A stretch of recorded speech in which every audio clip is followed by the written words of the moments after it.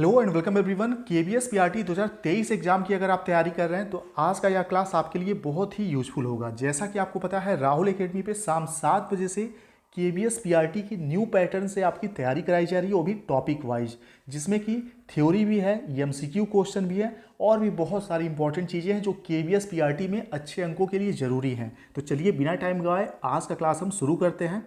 सबसे पहले मैं आपको सिलेबस दिखाना चाहता हूँ। पेडागोजी 60 अंकों का पोर्शन है। सबसे पहले हमने इसी का क्लास स्टार्ट किया है। आज यह पहला क्लास है, ठीक है। टॉपिक वाइज हम करने वाले हैं। पहला जो टॉपिक है, टोटल 5 टॉपिक हैं और 5 टॉपिक के अंदर बहुत सारे छोटे छोटे टॉपिक भी हैं। तो पहला जो टॉपिक है जहाँ से 15 अंकों के क्वेश्चन पूछे जाएंगे, उनमें से जो आपको एक ग्रीन वाला पार्ट दिख रहा होगा, हाईलाइट किया हुआ, ये टॉपिक आज हम इस क्लास में कवर करेंगे। इसके बाद ऐसे डेली आपको क्लास मिलेगा, टॉपिक वाइज प्लेलिस्ट भी मैं बना दूंगा, आप उसको देख सकेंगे। एक एक टॉपिक न्यू पैटर्न से। इस क्लास की सबसे अच्छी बात जो है कि न्यू पैटर्न से है, एनईपी 2020 में जो चीज़ें बताई गई हैं, ठीक है, उसको भी ध्यान में रखा गया है। चलिए, तो सबसे पहले देखते हैं हम एक क्वेश्चन एनईपी से, और एनईपी के इस क्वेश्चन के बाद आज के टॉपिक का थ्योरी भी हम देखेंगे। उसके बाद एमसीक्यू क्वेश्चन भी उस टॉपिक से रिलेटेड देखने वाले हैं। तो क्वेश्चन आपके सामने है, इसका आंसर आप लोग कमेंट बॉक्स में बताइएगा।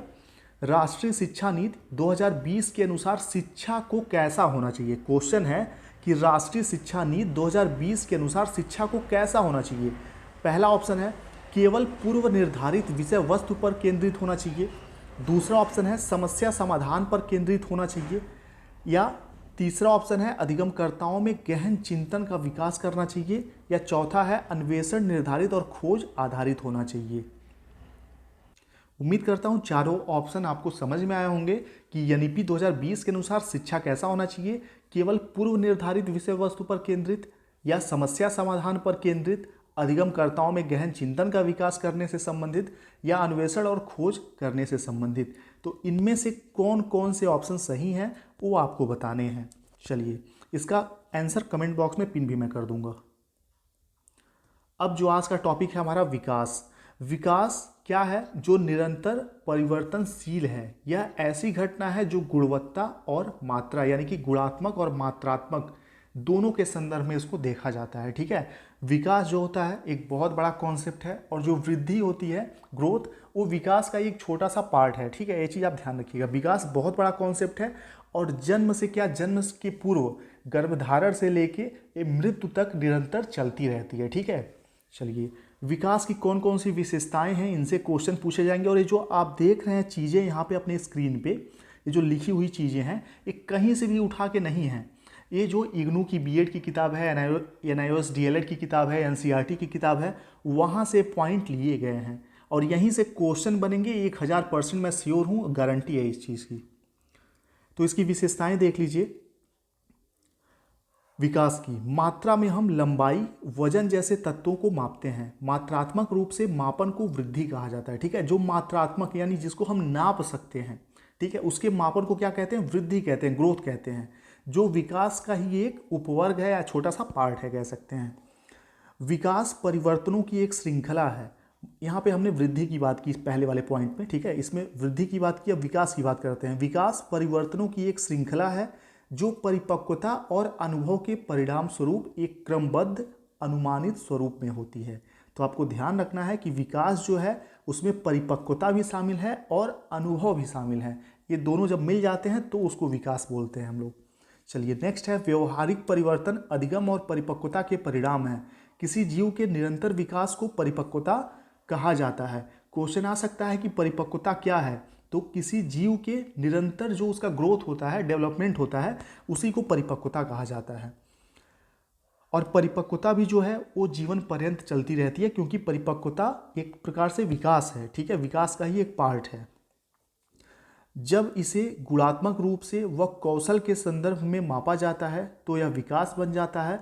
और गुणात्मकता तब प्राप्त होती है जब कोई व्यक्ति परिपक्वता और अनुभव दोनों होता है किसी व्यक्ति में, ठीक है।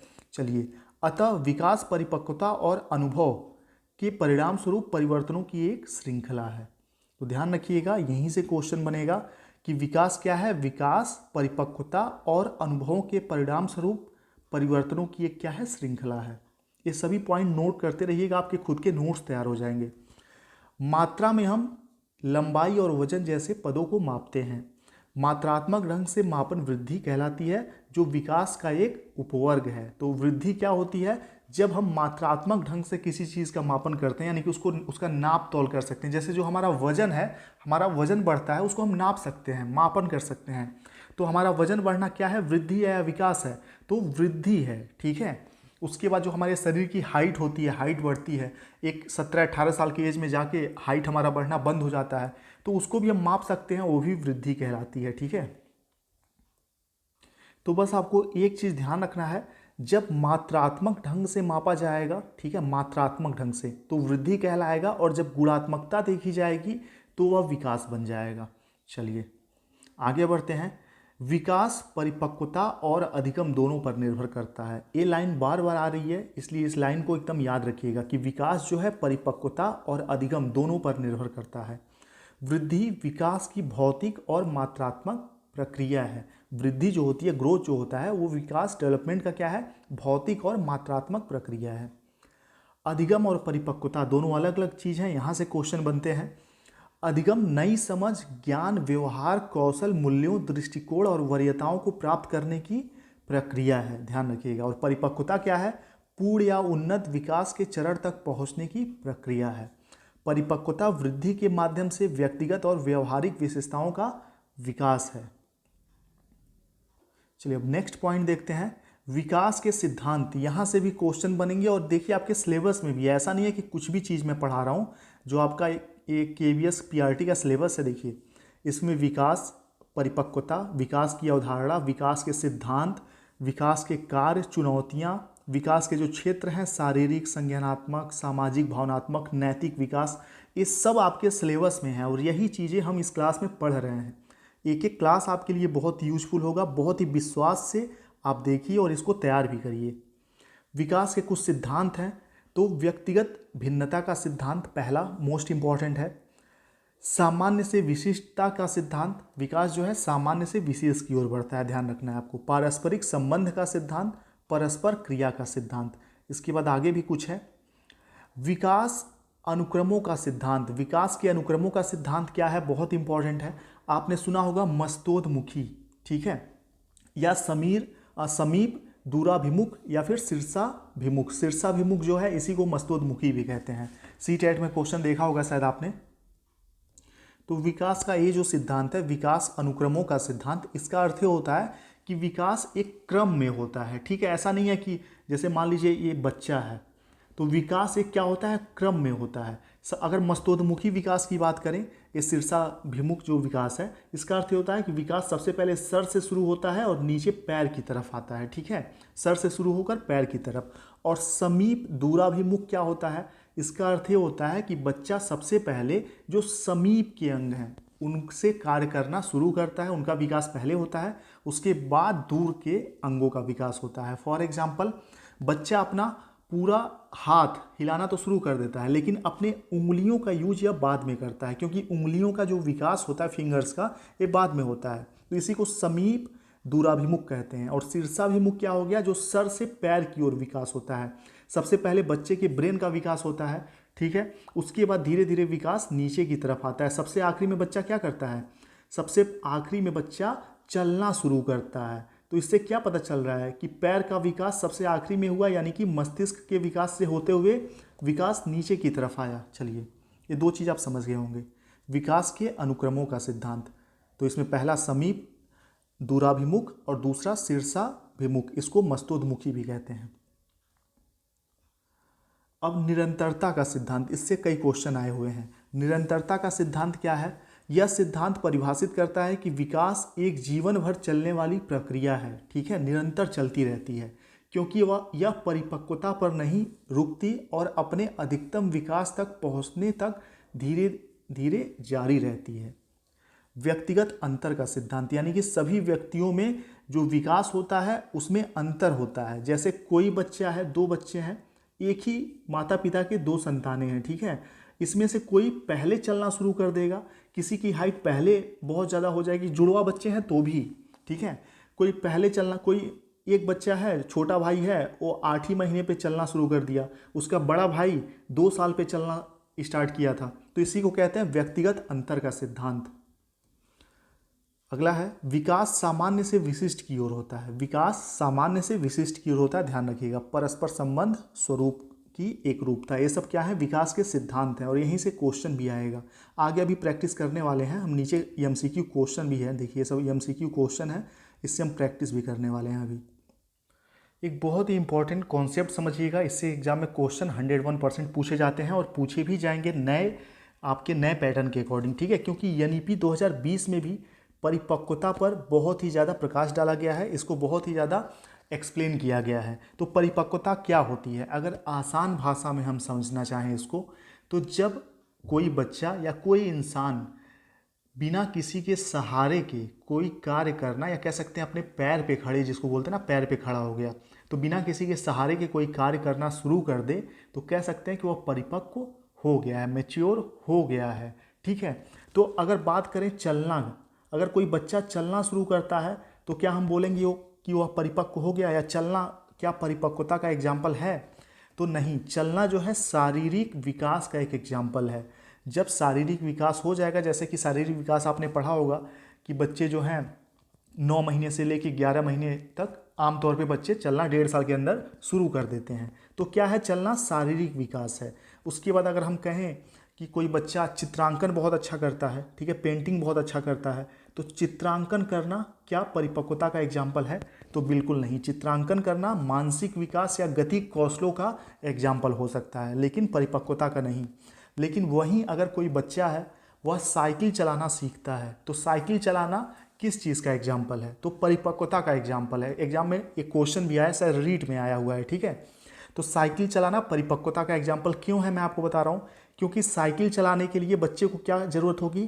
ताकत की ज़रूरत होगी, मेंटल स्ट्रेंथ की ज़रूरत होगी, शारीरिक स्ट्रेंथ मतलब उसके फिजिकल स्ट्रेंथ की ज़रूरत होगी, ठीक है, समन्वय कोऑर्डिनेशन की ज़रूरत होगी, कई चीज़ों की आवश्यकता होगी, तब वह साइकिल चलाता है, ठीक है। तो ये सारी चीज़ें मिलकर क्या बन गई? परिपक्वता बन गई, मेच्योरिटी बन गई। साइकिल जब वो खुद से चलाना सीख जाएगा तब की बात कर रहे हैं। चलिए, तो उम्मीद करता हूँ इसको आप समझ पाए होंगे।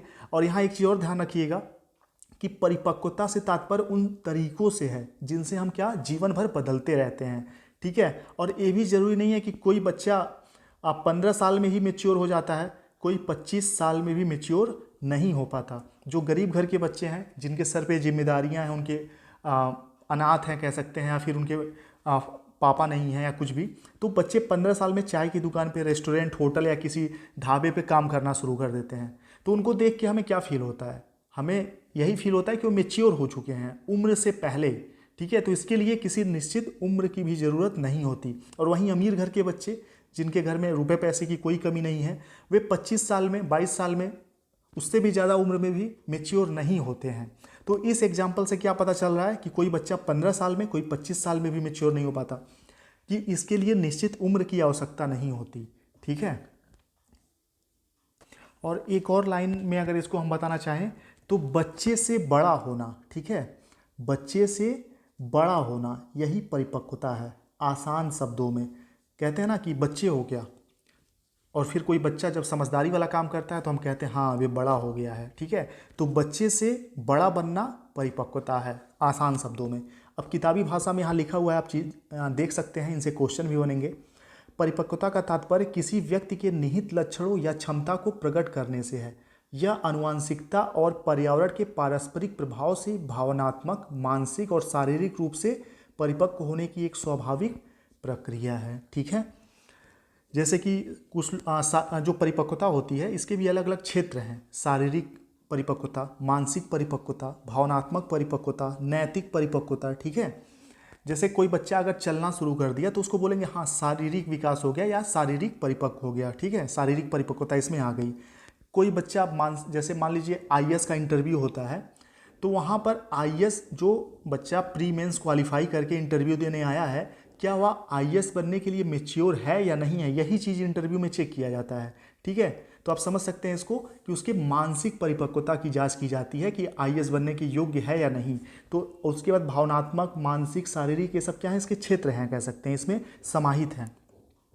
अब देखिए, परिपक्वता जीवन के भीतर विकास और विकास का पूरा होना, एक व्यक्ति के निहित लक्षणों या संभावनाओं का खुलासा। यह जरूरी नहीं है कि उम्र बढ़ने के साथ हो, परिपक्वता जरूरी नहीं है कि उम्र बढ़ने के साथ हो, ठीक है, यह आगे पीछे भी हो सकती है, लेकिन पूरे जीवन काल में व्यक्तियों को बदलने, बढ़ने और विकसित करने से होता है इसका संबंध, ठीक है। परिपक्वता वह प्रक्रिया है जिसके द्वारा हम जीवन भर बदलते रहते हैं, बढ़ते हैं, विकसित होते रहते हैं और चीज़ों को सीखते रहते हैं। सीखने वाले की परिपक्वता सीखने को प्रभावित करती हैं। जो सीखने वाला है, जैसे ये बच्चा है, मान लीजिए इसको कोई चीज़ सिखाया जा रहा है, तो इसकी परिपक्वता इसके लर्निंग को, इसके सीखने को प्रभावित करती है, क्योंकि परिपक्वता संरचना और संभावित क्षमता से संबंधित होती है। चलिए अब आगे बढ़ते हैं, बाल्यावस्था को देखते हैं। बाल्यावस्था से एग्जाम में क्वेश्चन पूछे जाते हैं। एनसीईआरटी की किताबों में बाल्यावस्था के बारे में जो चीज़ें बताई गई हैं, ध्यान से देखिएगा। पूर्व बाल्यावस्था और उत्तर बाल्यावस्था, दो पार्ट में इसको डिवाइड किया गया है।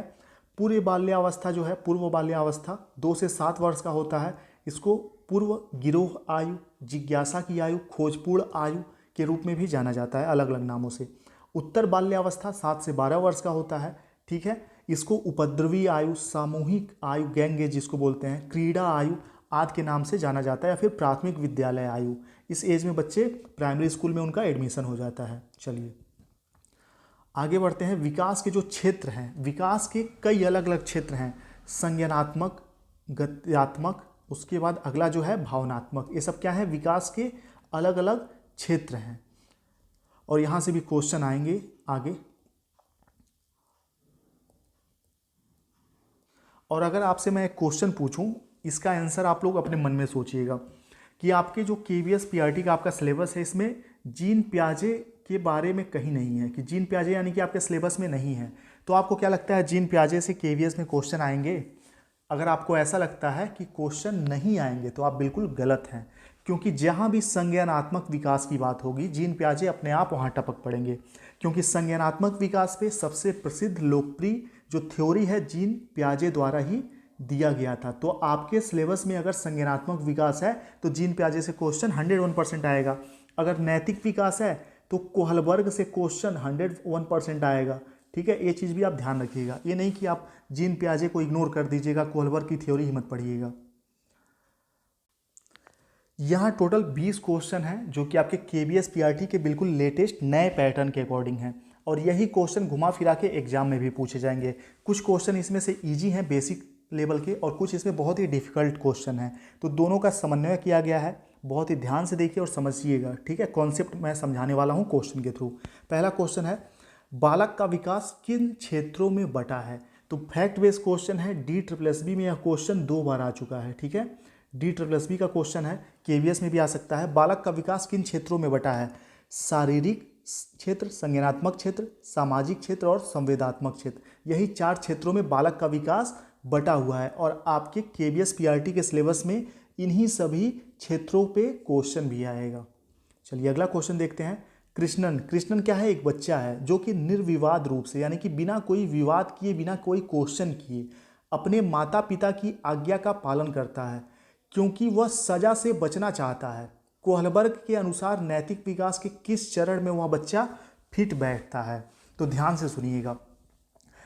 कोहलबर्ग के नैतिक विकास की 3 अवस्थाएं हैं। पहला है पूर्व परंपरागत, दूसरा है उत्तर परंपरागत, और जो तीसरा अवस्था है वह है उत्तर परंपरागत, ठीक है, उत्तर परंपरागत। यही नैतिक विकास की कोहलबर्ग के अनुसार 3 अवस्थाएं हैं। तो जब बच्चा पहली अवस्था में होता है तो इस अवस्था में कोई भी कार्य या तो दंड या फिर पुरस्कार से प्रभावित होकर करता है, ठीक है। नैतिक आचरण वह दंड या पुरस्कार से प्रभावित होकर करता है। दूसरी अवस्था में जब बच्चा पहुंच जाता है तो इस अवस्था में कोई भी कार्य वह परंपराओं को निभाने के लिए करता है, कि ऐसी परंपरा बना हुआ है इसलिए करता है, अच्छा लड़का या फिर अच्छी लड़की बनने के चक्कर में, ठीक है, अच्छा बनने के चक्कर में। तीसरा जो अवस्था है नैतिक विकास का, इस अवस्था में जब बच्चा जाता है उत्तर परंपरागत में, तो कोई भी कार्य वह इसलिए करता है नैतिक व्यवहार क्योंकि उसके नज़र में वो कार्य सही है, ठीक है। तीसरे अवस्था में वह परंपराओं की परवाह नहीं करता, ना ही वह दंड से प्रभावित होगा, डरेगा भी नहीं, ना ही वह पुरस्कार से प्रभावित होगा कि आप उसको मूर्ख बना के कि तुमको चॉकलेट देंगे तुम एक काम कर दो, ठीक है। इस अवस्था में, तीसरी अवस्था में जब बच्चा पहुंच जाएगा तो वह सिर्फ वही काम करेगा जो उसको सही लगेगा। वह अपना खुद का एक दुनिया बना लेता है और उसके दुनिया में जो चीज़ें सही हैं उसी को वो फॉलो करता है। अब एक एग्जाम्पल के थ्रू समझिएगा। जब बच्चा पहले स्टेज में है, यहाँ पर एक बच्चा है, ठीक है, इसके घर पे इसके मामा जी आते हैं और बच्चा पहले अवस्था में है, पूर्व परंपरागत अवस्था में, और यहाँ इसके पापा बैठे हुए हैं और इसके पापा ने सिखाया हुआ है कि कोई भी बड़ा आए तो उसको क्या करना है, प्रणाम करना है, ठीक है। तो कोई भी बड़ा आएगा तो क्या करेगा, प्रणाम करना है, प्रणाम नहीं करोगे तो मार खाओगे। तो डर बस क्या करेगा, मामा का पैर छुएगा, या फिर सॉरी, हो सकता है कि मामा जाते समय उसको पैसे देकर जाते हों, ठीक है, उसको 100 का मतलब नोट दे के जाते हो, 500 का नोट दे के जाते हो। तो पुरस्कार या फिर दंड से जब प्रभावित हुआ बच्चा तो पहले अवस्था में है। फिर यही बच्चा थोड़ा और बड़ा हो जाएगा और फिर इसके घर इसके मामा जी आएंगे।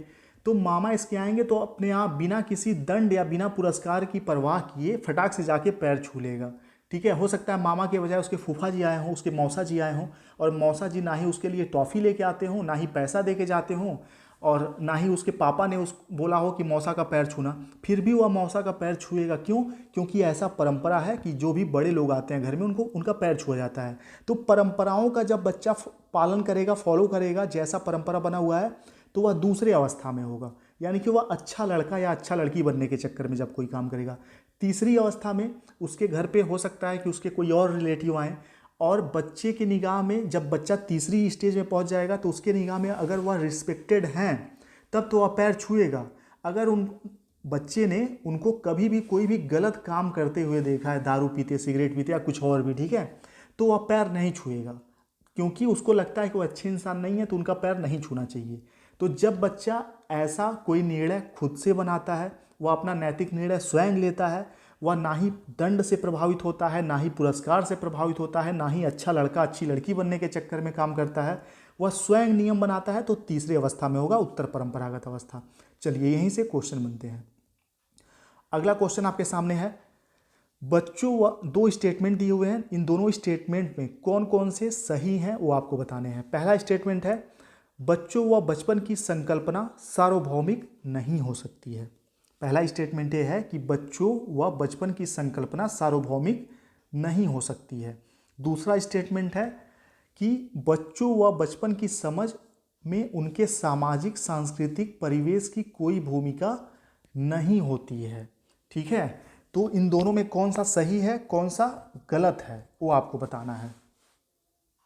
तो पहला जो स्टेटमेंट है कि बच्चों व बचपन की संकल्पना सार्वभौमिक नहीं हो सकती है, बिल्कुल सही स्टेटमेंट है, क्योंकि बच्चे जब छोटे होते हैं तो उनकी कल्पनाओं की अलग दुनिया होती है, उसके हिसाब से वे काम करते हैं। तो इसलिए बच्चों की जो संकल्पना होती है, उनका जो कॉन्सेप्ट होता है, अवधारणा होती है, वह सार्वभौमिक नहीं हो सकती। हो सकता है कि वह झूठ पे टिकी हुई हो, ठीक है। चलिए, बच्चों और नेक्स्ट स्टेटमेंट है, बच्चों व बचपन की समझ में उनके सामाजिक सांस्कृतिक परिवेश की कोई भूमिका नहीं होती। तो बच्चों के समझ में उनके सांस्कृतिक परिवेश की भूमिका होती है, इसलिए दूसरा स्टेटमेंट गलत है, ठीक है, क्योंकि इसमें क्या है, नहीं होती है। चलिए, तो यानी कि पहला कथन सही है, कथन ए सही है, कथन आर गलत है। तो कथन तीसरा सही हो जाएगा, कथन ए सही है लेकिन आर गलत है। इस टाइप के स्टेटमेंट वाले ही क्वेश्चन केबीएस पीआरटी में इस बार आएंगे, ज़्यादा से ज़्यादा ध्यान रखिएगा। नेक्स्ट क्वेश्चन है, गत्यात्मक और संज्ञानात्मक विकास होता है।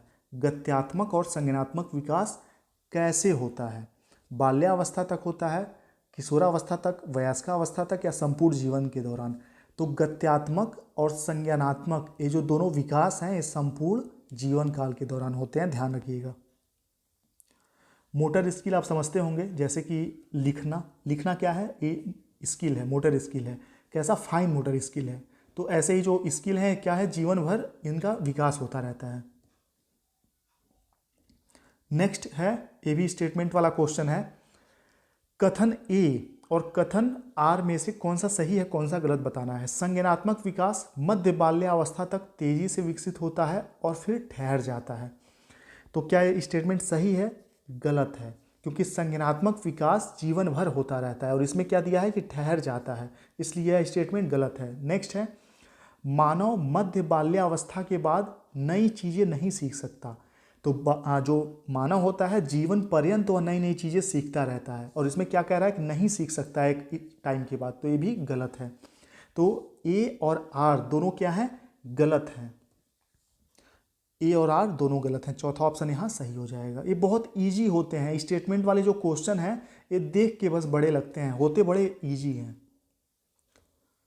अगला है छठवां क्वेश्चन, संज्ञानात्मक विकास का तात्पर्य है, कॉग्निटिव डेवलपमेंट मीन्स। क्या है संज्ञानात्मक विकास? तो छठवें का सही आंसर हो जाएगा कि ग्रहण की गई संवेदी सूचनाओं का रूपांतरण, ग्रहण की गई सूचनाओं का विस्तारण और सूचनाओं का संग्रहण एवं पुनः प्रस्तुतिकरण। ये तीनों क्या हैं? ये तीनों संज्ञानात्मक विकास हैं, यानी कि उपयुक्त सभी सही हो जाएगा, चौथा ऑप्शन। हिंदी इंग्लिश दोनों में दिया हुआ है, तो जो इंग्लिश मीडियम के बच्चे हों वो भी देख सकते हैं यहाँ पे, ठीक है।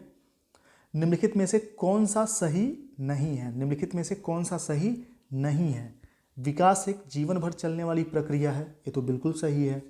दूसरा है विकास हमेशा समान रूप से होता है, बिल्कुल गलत। विकास हमेशा एक समान नहीं होता है, ठीक है। विकास का ग्राफ अगर बनाया जाए तो कभी ऐसे होगा, कभी नीचे जाएगा, कभी और ऊपर जाएगा, नीचे आएगा। विकास ऐसे होता है, एक समान गति से विकास नहीं होता। तो यही सही आंसर हो जाएगा मुझे लगता है। लेकिन अगला ऑप्शन पढ़ लेते हैं। विकास व्यक्तिवादी है, बिल्कुल। विकास अलग अलग व्यक्तियों में अलग अलग प्रकार से होता है। उसके बाद चौथा है विकास परिपक्वता पर नहीं रुकता है, ठीक है। विकास परिपक्व हो गया बच्चा तो क्या रुक जाएगा? नहीं रुकेगा, चलता रहेगा। तो पहला, तीसरा और चौथा तो सही है, लेकिन हमसे पूछा है कौन सा सही नहीं है, तो दूसरा सही नहीं है, तो दूसरा ऑप्शन यहाँ हो जाएगा। अगला क्वेश्चन है, लॉरेंस कोहलबर्ग के अनुसार एक शिक्षक बच्चों में नैतिक मूल्यों को किस प्रकार स्थापित कर सकते हैं? बच्चों को धार्मिक कहानियाँ सुनाकर, उन्हें दंडित करके, स्पष्ट आचरण के नियम बताकर, या फिर नैतिक मुद्दों पर चर्चा में उनको शामिल करके। तो ये ऑप्शन सही हो जाएगा और ये भी DSSB में आया हुआ क्वेश्चन है। और आप ये जान लीजिए कि भले ही इस क्वेश्चन का सही आंसर आप दे पा रहे हों, लेकिन ये ध्यान रखिएगा DSSB का जो पैटर्न है, जो क्वेश्चन पूछे जाते हैं, वहीं से KVS में भी लगभग क्वेश्चन आते हैं, बहुत हद तक, ठीक है। तो DSSB के भी प्रीवियस ईयर क्वेश्चन को इग्नोर मत करिएगा आप। पहला सही हो गया यहाँ पे। अगला है समीप दूराभिमुख सिद्धांत को निम्नलिखित में से किस उदाहरण में दर्शाया गया है? अभी जो थोड़ी देर पहले मैंने आपको थ्योरी में एक्सप्लेन किया था, समीप दूराभिमुख और जो दूसरा था मस्तोदमुखी सिद्धांत। तो यहाँ समीप दूराभिमुख सिद्धांत के बारे में मैंने आपको बताया था कि पहले समीप वाली चीज़ों का विकास होता है, फिर दूर वाली चीज़ों का। जैसे बच्चे का हाथ है तो पहले संपूर्ण हाथ का विकास हो जाएगा उसके, ठीक है, शुरुआत। उसके बाद उसकी उंगलियों का विकास सबसे आखिरी में होगा। शिशु अपनी बाहों के इस्तेमाल से पहले दृष्टि विकसित करते हैं, पहला समीप दूराभिमुख का एग्जाम्पल है। या फिर दूसरा है शिशु संज्ञानात्मक क्षमता विकसित करते हैं और फिर भाषा सीखते हैं। तीसरा है शिशु पहले अपने धड़ और फिर अपने हाथ और पैर हिलाना शुरू करते हैं। जैसे कोई बच्चा है, ठीक, लेटा हुआ है, तो सबसे पहले अपना हाथ पैर हिलाएगा या अपना पूरा शरीर हिलाएगा? तो पहले अपना धड़ हिलाएगा, ठीक है, ये जो इसकी बॉडी है। उसके बाद अपना हाथ पैर भी इसका समन्वय होता है बाद में। चलिए, तो यही ऑप्शन सही हो जाएगा, समीप दूराभिमुख का यही एग्जाम्पल है। 9वें का तीसरा सही हो जाएगा।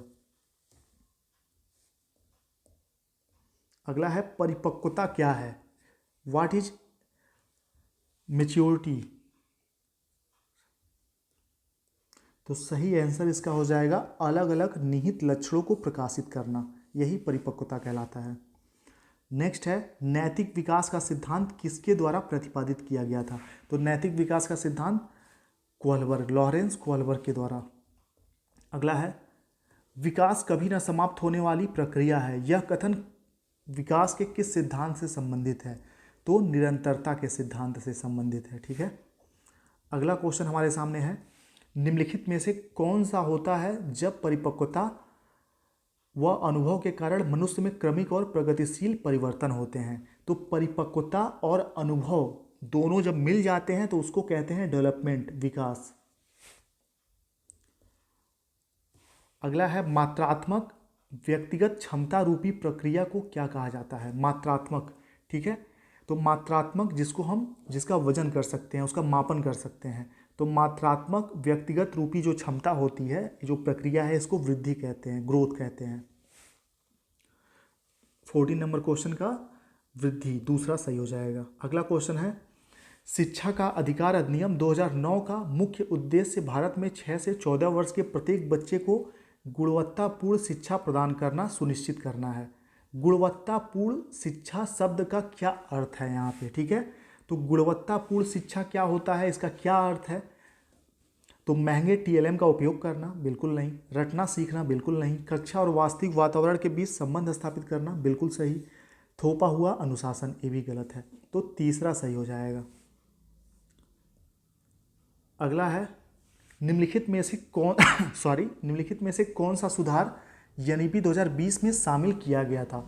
निम्नलिखित में से कौन सा सुधार एनईपी 2020 में शामिल किया गया था? इसका सही आंसर हो जाएगा समान और समावेशी शिक्षा, सभी स्तरों पर सार्वभौमिक पहुंच सुनिश्चित करना और नई पाठचर्या और शैक्षणिक संरचना जो है 5+3+3+4 तीनों। तो यहाँ उपयुक्त सभी हो जाएगा।